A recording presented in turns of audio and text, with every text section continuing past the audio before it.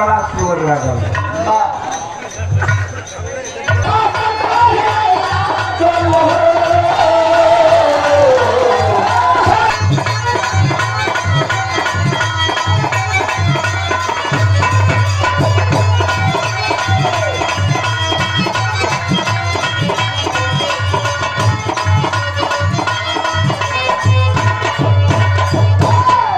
सत्यनारायण पहलवान रामनगर शास्त्री चौक अपना मर्द के तारीफ करते क्या तारीफ करके कहले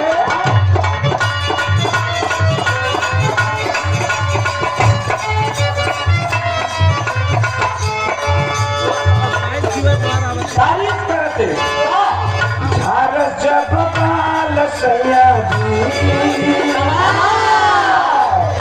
लागस कमाल सयाजी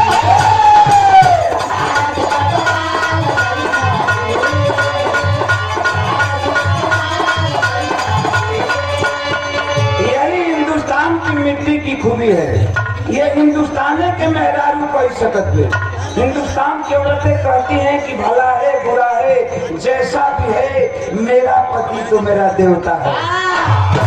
भले वो पिए करे कहे ना हो लेकिन मेहरारू का कही भला है बुरा है जैसा भी है मेरा पति मेरा देवता है। लंदन के मेहरारू ना कहे इजी का मेहरारू ना कहे मॉरिशस का मेहरारू ना कहे हिंदुस्तान के धरती का मेहरारू कहे। यहाँ यही खूबी है मेहरारू मर्द के तारीफ करके का झार चबाल सयाजी लागस कमाल सयाजी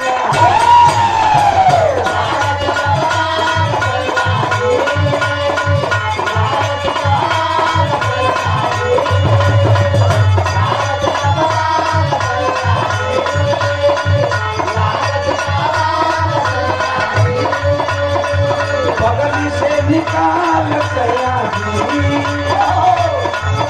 रुमाल सयाजी